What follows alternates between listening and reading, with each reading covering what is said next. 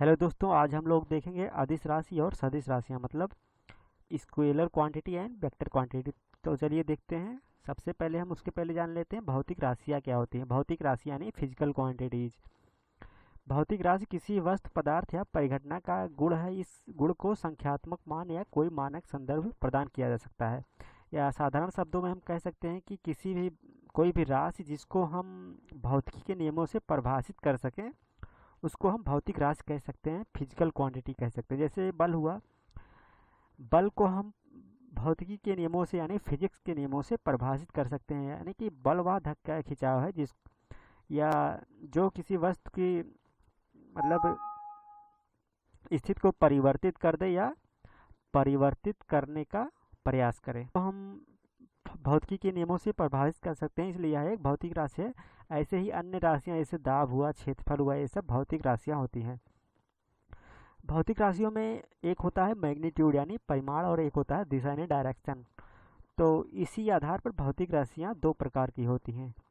Number एक आदिश राशियां यानी स्केलर क्वांटिटी, और दूसरी होती हैं सदिश राशियां, तो यानी वेक्टर क्वांटिटी। तो आज हम इन्हीं के बारे में देखेंगे। तो चलिए सबसे पहले देखते हैं आदिश राशियां क्या होती हैं।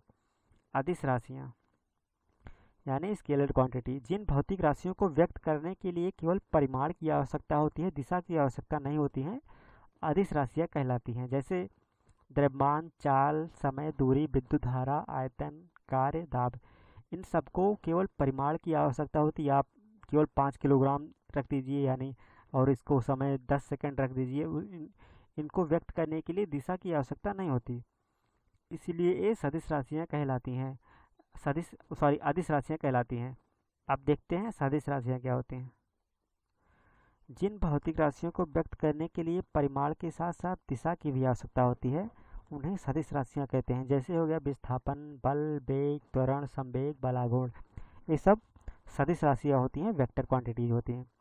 जैसे हम एक एग्जाम्पल से समझते हैं। यहाँ पे मान लो ए से एफ तक जाना है, तो अगर हम ए से बी गए, बी से सी, सी से डी, डी से ई और ई से एफ गए, तो एक टोटल हम जोड़ लेंगे। ये दूरी जिधर से गए हैं इसको हम दूरी कहेंगे, लेकिन ए से डायरेक्ट एफ न्यूनतम दूरी जो होगी वो उसको हम विस्थापन कहेंगे।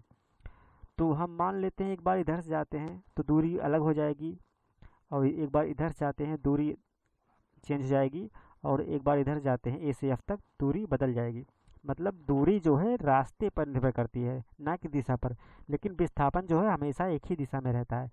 तो विस्थापन में दिशा होता है, इसलिए विस्थापन एक सदिश राशि है और दूरी अदिश राशि होती है। आई होप कि आप लोग ये समझ गए होंगे। किसी भी भौतिक राशियों को व्यक्त करने के लिए कुछ नियम दिए गए हैं, मतलब उनको पहचानने के लिए कि ये सदिश राशि है या आदिश राशि है। तो चलिए हम देखते हैं कैसे क्या होता है। जैसे मान लो उसका जो हम सदिश से और अदिश को गुणा करते हैं, तो वो जो नई राशि बनती है उसको वो सदिश हो जाएगी, और या सदिश से को अदिश से भाग देते हैं तो भी सदिश हो जाएगी। लेकिन अगर अदिश अदिश का गुणा करते हैं और अदिश अदिश का भाग देते हैं तो दोनों अदिश होती हैं। अब इसको हम एग्जाम्पल से समझेंगे तो अभी सब क्लियर हो जाएगा। तो जैसे चाल का देख लेते हैं। चाल बराबर दूरी बटे समय होता है। तो दूरी दूरी का लिख लेंगे अदिश होता है, और समय का लिख लेंगे अदिश, दोनों अदिश होता है, तो इसलिए चाल भी अदिश राशि हो जाएगी। अब वेग का देख लेते हैं। वेग बराबर विस्थापन बटे समय होता है। तो विस्थापन एक सदिश राशि है और समय जो है अदिश राशि है।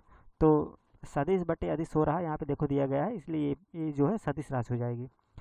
और अगला जो है संवेग मान लेते हैं। संवेग का निकालना है अदिश राशि या सदिश राशि, कैसे निकालेंगे। तो संवेग बराबर द्रव्यमान गुणे वेग होता है। तो द्रव्यमान अदिश राशि होती है और वेग सदिश राशि होती है, तब अदिश और सदिश का गुणा हो जाएगा, सदिश हो जाएगा।